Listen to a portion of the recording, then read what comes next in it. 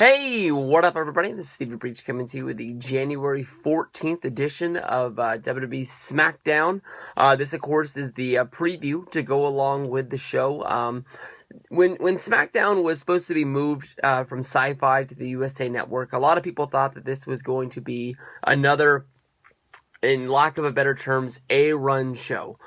Basically where SmackDown was going to be right there on the ranks with Monday Night Raw. USA was bringing them over. They didn't ever really want to be the wrestling network, but now here they are with two primetime shows in the same week, on Mondays and on Thursdays, which pretty much bookends them.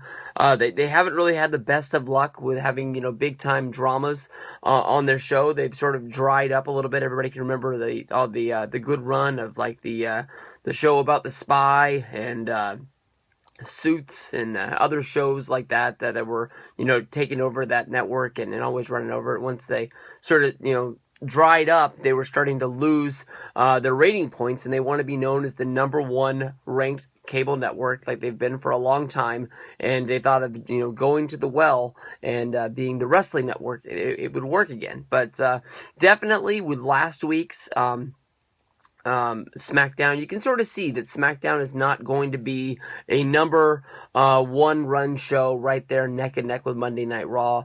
Basically for the fact that they didn't announce that John Cena was going to be on the show. They didn't promote Roman Reigns to do anything on the show. And here we are going into week number 2, and they do have build up as a triple main event, but this is the triple main event of a SmackDown that we would have saw last year on Sci-Fi, that would have basically had the same appeal. The three matches that they are promoting are, Kalisto, your new United States champion, going up against Alberto Del Rio in a rematch of Monday. We have the Dudley Boys going up against two of the Wyatts, Luke Harper and Eric Rowan, in a tables match, and Dean Ambrose going up against Dean Ambrose and Neville going up against Kevin Owens and Sheamus. A lot of mess ups. I've been reading that right off my computer screen. I don't know how I screwed that episode so bad. But honestly, for a lack of a better words, this is a very missed show. Nothing really big going to happen on this show.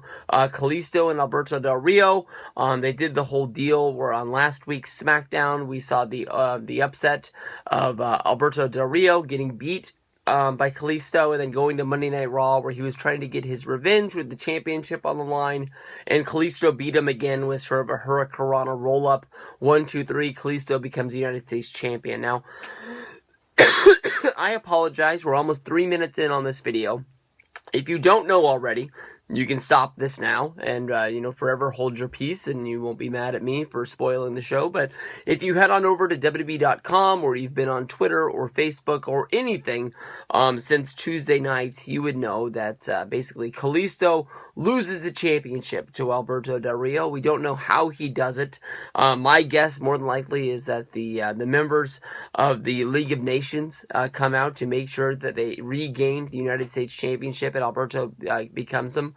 But it's kind of weird, definitely with the, 50-50 booking that WWE fans always talk about, where somebody wins on Raw and loses on SmackDown, wins on pay-per-view #1 and loses on pay-per-view #2, in order to bring up pay-per-view #3. Everybody knows the booking style that WWE's under with their creative team and how this all goes under, but definitely trying to build up a new star like Kalisto. A lot of people saying that he's going to be the new Rey Mysterio.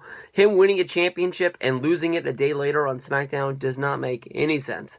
I don't want anybody to panic. Maybe they're building up to having a Kalisto versus Alberto Del Rio blow-off match at the Royal Rumble. That's a great possibility, but we're going to have to see where we go from here. Alberto Del Rio becomes your new United States champion.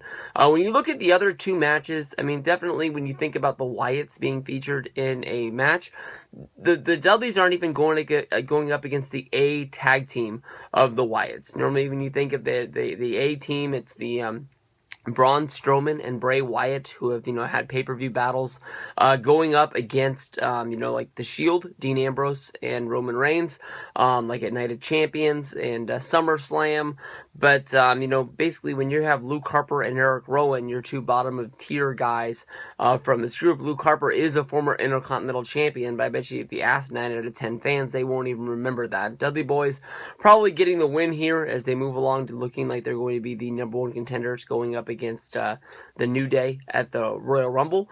And then when you look at this main event match of Dean Ambrose and Neville going up against Sheamus and Kevin Owens, this is a Teddy Long GM tag team match at the end of SmackDown that basically makes no sense. Could it be a good match? Maybe, but more than likely it's just going to be a match that once you read the result, that's all you really need to see. I mean, if you're bored on a Thursday, you turn on SmackDown, maybe you see a good match, maybe you don't, but I don't think anybody is breaking plans to make sure that they're watching SmackDown. With no football going on in competition, SmackDown should be definitely putting more stars and promoting bigger matches because they want this to be a can't-miss show again like it used to be back in the past.